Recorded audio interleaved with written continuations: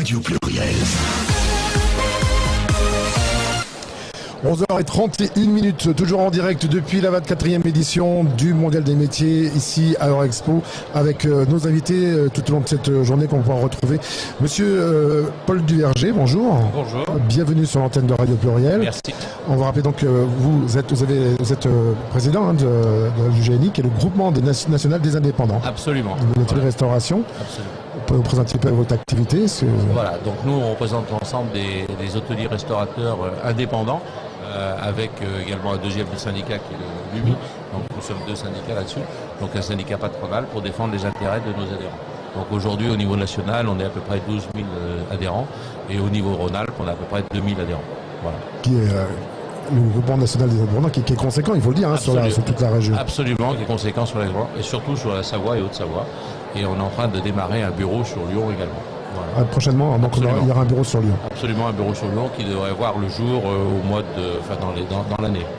Alors l'hôtellerie et la restauration, il faut le dire aussi bien l'hôtellerie et la restauration qui connaît des moments un peu difficiles au niveau surtout de la restauration, avec une demande forte en métier de salle. Alors très clairement avec une demande forte en métier de salle, mais également aussi en métier en cuisine. Donc on est sur des secteurs extraordinairement tendus.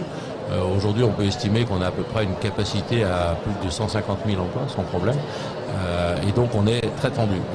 D'autant plus tendu si on rajoute le phénomène dans notre région, le phénomène de la saisonnalité, qui rentre en ligne de compte, notamment pour la Savoie et Haute-Savoie, tous ces départements des Alpes, où là, on multiplie les problèmes. On a à la fois le problème du logement, on a le problème de l'attractivité de ces métiers, mais comme vous le disiez également, encore plus sur les métiers de la salle.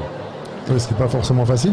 Alors, qu'est-ce qui se passe? Est-ce que les étudiants, enfin la jeune génération, ils vont plutôt en saison l'été sur la Côte d'Azur, dans le sud de la France? Est-ce que vous avez un besoin plutôt hivernal ou la période Alors nous, très clairement, on a plus un besoin hivernal. Hivernal, bien sûr. Par rapport à notre situation géographique. Donc on a le phénomène des saisonniers, mais on a aussi le phénomène de l'emploi aussi permanent. Ne serait-ce que si on prend sur Lyon, on est en recrutement permanent sur les métiers de la salle, et c'est bien là le souci. Et comme vous dites tout à l'heure, c'est vrai que la plupart justement des demandeurs d'emploi partent sur le bassin de 74, 73, sur la Haute-Savoie et Savoie, voilà. En station. Absolument, et donc dans ces secteurs-là où on est, dans certains cas, notamment à la vallée de l'Arve, on est quasiment dans une situation de plein emploi, puisqu'il y a 5% de... On ne peut pas forcément bien se loger, c'est pas facile pour se loger en station. Donc ça devient compliqué, on a le problème du logement, on a le problème de la cherté des loyers, on a le problème de la proximité de nos amis suisses, qui ont aussi des avantages, entre guillemets, de salaire qui sont importants. Donc on est effectivement dans une situation tendue. Ceci posé, je crois qu'on a aussi des avantages. On a l'énorme possibilité d'avoir des évolutions sociales à travers nos métiers. Et c'est là pour ça qu'on est là aujourd'hui, pour défendre justement ces intérêts, pour présenter les métiers et je dirais l'ascenseur social qu'on peut leur proposer à ces jeunes, et la raison pour laquelle on est là aujourd'hui. Alors justement, quels sont les outils, Paul Duverger, que vous mettez en place pour pallier à ce manque d'effectifs sur la restauration? Alors très clairement, je pense que maintenant, il faut bien savoir que c'est plus nous qui avons la main, c'est plutôt les jeunes et les demandeurs d'emploi qui ont la main. Ils ont le choix maintenant, ils peuvent choisir d'une entreprise à une autre. Donc tout le message qu'on fait passer au niveau des adhérents, il faut savoir accueillir les jeunes, il faut savoir les faire venir et donc les accueillir dans les meilleures conditions. Donc ça veut dire aussi, c'est tout simplement respecter le travail correctement. Donc enlever l'image du fait qu'on exploite le personnel, on est à 39 heures, on a 2 jours de congé, etc. Il y a des protections. On a été les premiers à mettre en place une 5e semaine de congé payé. On a été les premiers à mettre en place une mutuelle. Maintenant, aujourd'hui, c'est obligatoire. Et donc, surtout, on essaie de leur faire voir qu'il y a une progression possible. Un jeune qui rentre chez nous comme serveur, il peut passer chef de rang, il va passer responsable de salle, il peut passer directeur de restauration. Bien sûr. Donc, il y a des vraies évolutions et des demandes précises. Des informations, vous pensez, au niveau de la nouvelle génération sur ce métier? Alors, c'est là où on essaye de faire des efforts à travers, avec l'éducation nationale, les écoles hôtelières, voire les centres de formation, les CFA, pour essayer d'attirer de plus en plus les jeunes sur ces métiers-là. Quelles sont aujourd'hui les différentes formations que vous proposez? Il y a quand même des débouchés malgré tout. Ah ben, les débouchés, il y en a obligatoirement, que ce soit à travers les écoles hôtelières ou à travers les CFA. Un jeune qui sort avec un CAP de serveur ou un CAP qu'on appelle de responsable de salle, il trouvera du travail demain. Il n'y a strictement aucun problème. Il y a beaucoup d'offres, c'est vrai. Là, il n'y a aucun souci. On n'arrive pas à demander. Je veux dire, aujourd'hui, on a plus de 150 000 offres qui ne sont pas pourvues. Opération séduction sur le mondial des métiers. Alors très clairement, là, on est donc c'est pour ça qu'on se regroupe avec l'ensemble des syndicats et qu'on n'est surtout pas là pour se faire de la concurrence avec l'UMI ou autre chose là. On a tous les mêmes problèmes et il faut qu'on puisse attirer les jeunes et faire en sorte que les jeunes aient envie de venir et qu'ils viennent pas chez nous par défaut, comme souvent un petit peu ça a été le cas. C'est-à-dire que le jeune avait choisi ça par défaut parce qu'il ne veut pas faire d'études, etc. Il va être plutôt serveur. Non, là, il y a un vrai métier à mettre en place. Voilà, c'est ça qui est important. Et notamment aussi, après, on essaie aussi non seulement de les faire venir, mais après de les garder, raison pour laquelle on met en place pas mal de formations au niveau du middle management, notamment des responsables de salle, des formations sur l'œnologie, des formations sur le management des équipes. Un panel qui est très varié. Voilà. Donc il y a des possibilités d'évolution tout à fait. L'employabilité dans ce métier. Pardon ? Quelle employabilité dans ce métier? Elle est sans fin. Vraiment, on n'a pas de limite là-dessus. Il n'y a pas de limite. Patrice, peut-être une question? C'est tout à fait important de voir ça. Il y a ces façons de travailler avec la saisonnalité qui sont importantes et sur lesquelles vous travaillez déjà et des possibilités de changement possibles. Alors, on essaie effectivement de travailler. Alors, on travaille sur la saisonnalité. Alors, notamment, on travaille au niveau national sur un contrat de saisonnalité, oui.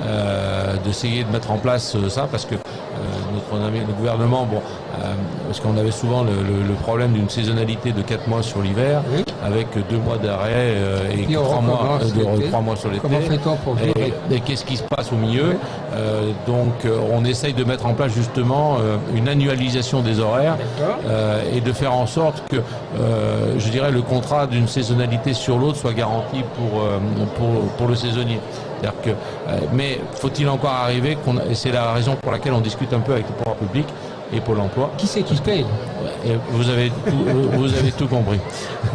Alors excusez-moi, parmi les formations, on travaille avec les CFA, bien sûr que... Bien sûr, on travaille avec les CFA. D'ailleurs, nous-mêmes, au niveau du génie Rhône-Alpes, on est administrateur dans 2 CFA, de Roissy et de Chambéry. Est-ce qu'on a des difficultés aujourd'hui dans la restauration à trouver justement des apprentis ? Bien, absolument. Au même titre que les bouchers, les charcutiers. Voilà, de la même façon, tous les métiers de bouche sont atteints là-dessus. Et très clairement, on en trouve. Voilà, on arrive à en trouver un peu plus sur la partie cuisine. Et je dois dire que les émissions de télévision nous aident beaucoup. Et ça a permis de faire découvrir ces métiers-là aux jeunes. Sur la partie salle, il y a encore beaucoup de travail à faire. C'est vrai que nous, les médias, on travaille depuis quelques temps justement sur ces métiers-là qui sont importants. Voilà. Notamment sur le service salle, c'est un métier d'accueil, qui est passionnant quand même. Alors c'est un métier d'accueil, puis c'est des métiers qui peuvent un peu évoluer. De service. Voilà. Maintenant, il y a deux nouveaux métiers dans l'hôtellerie et la restauration qui rentrent. C'est event manager. Parce qu'il y a pas mal d'événements qui se créent au niveau soit d'un hôtel, soit d'un restaurant. On va rappeler aux auditeurs ce que c'est que le métier d'event manager. Donc tout ça, c'est toute l'organisation en fait des groupes et des réceptions. Donc ça, c'est important. Et après, on a aussi tout ce qui est le métier lié au community manager, parce qu'aujourd'hui, la commercialisation d'un hôtel et d'un restaurant, savoir ce qu'on fait. Voilà. Et ça passe par tous les médias, par tous les nouveaux médias. Et donc ça, c'est important. Et l'information. Quel est l'accompagnement? Quels sont les outils que vous donnez aujourd'hui à un restaurateur à travers justement le groupement national des indépendants, pour qu'il puisse pouvoir l'aider dans sa démarche d'offre d'emploi? Alors sur ces aspects-là, je dirais que d'abord on est souvent très présent dans tout ce qui est forum pour l'emploi, et on organise avec Pôle emploi et on est partenaire avec Pôle emploi de beaucoup de forums de l'emploi. On a été à l'initiative des forums de l'emploi, notamment à Chamonix. En début de saison, on fait un forum de l'emploi à Courchevel, on en fait un dans la foulée à Saint-Tropez, pour essayer d'avoir entre la saison d'été et la saison d'hiver, d'avoir des possibilités et des ponts qui rentrent en fonction des bassins d'emploi qu'on peut avoir. Il y en a qui se sont organisés à Annecy et dernièrement, la semaine dernière, avec le groupement des hôteliers de Taloir, etc. Donc il y a toute cette mise en place qui est en train de se mettre en place. Et puis après, effectivement, on a aussi nos centres de formation pour essayer de faire en sorte que le personnel existant soit de mieux en mieux formé. Quel message aujourd'hui vous avez besoin de faire passer? On est à la radio, on est en direct, je le rappelle, pour les auditeurs et les auditrices qui nous écoutent, qui viennent aussi sur le mondial des métiers, et qui s'intéressent à ces métiers-là et qui ont envie justement d'aller au bout des choses. Tout simplement, c'est un vrai métier, c'est un métier qui permet d'évoluer, je veux dire. Donc il faut surtout pas prendre ce métier comme serveur en disant je vais rester serveur. Il y a une possibilité énorme. Une évolution permanente. Voilà, une évolution permanente, et un autodidacte peut aussi parfaitement réussir. Ça. Alors les collégiens peuvent vous rencontrer aujourd'hui et demain, ils viennent très nombreux de tout le point. Vous nous avez parlé de la Savoie, de la Haute-Savoie, de Chamonix, de Courchevel, et puis donc ils viennent.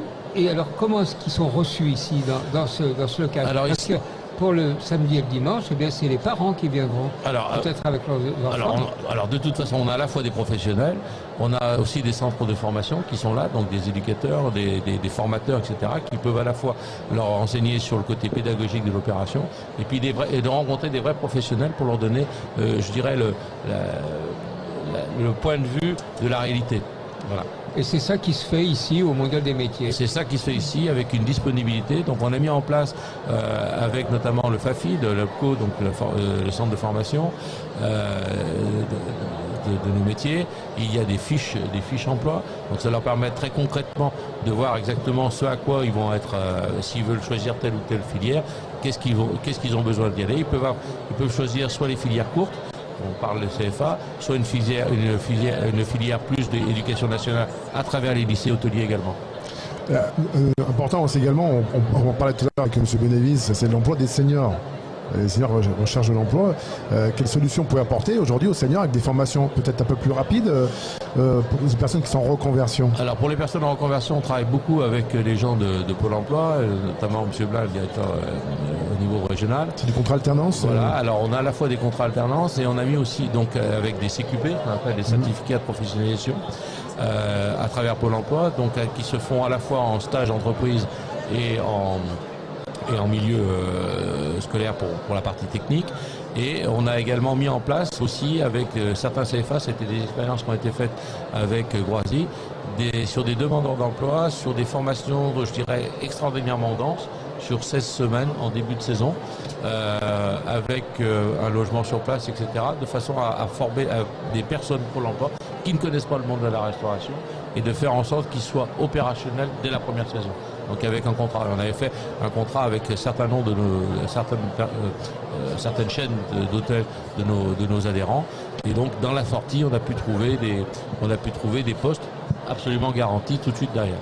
Et donc ça, avec un taux de réussite qui est plutôt bon, parce qu'on est dans les 30 ou 40%, voilà, c'est important. Concrètement, quel est le nombre de postes qui sont actuellement en recrutement sur la région Auvergne-Rhône-Alpes? On a plus de 10 000 ou 12 000 postes, il n'y a aucun problème. Au jour d'aujourd'hui. On est absolument tendu partout. Absolument partout. Un message fort qu'on fait passer. Patrice, peut-être une question? Non, simplement, on vient vous voir les petits maintenant, absolument. Et puis les grands. Pour on est là 4 jours. Tout à fait. Et là, on peut leur démontrer tout l'intérêt qu'on a sur ces métiers-là. Et je rappellerai simplement, comme vous l'avez dit tout à l'heure, ce sont des métiers de passion. Et on a cette chance-là. C'est la passion du service pour la partie salle. C'est la passion du bienfait pour la partie cuisine. C'est relationnel, l'accueil. Voilà, ça, c'est tout l'intérêt de ces métiers-là. Voilà. Merci, M. Desverges. Je vous en prie. Très bonne journée. Merci. Radio Pluriel.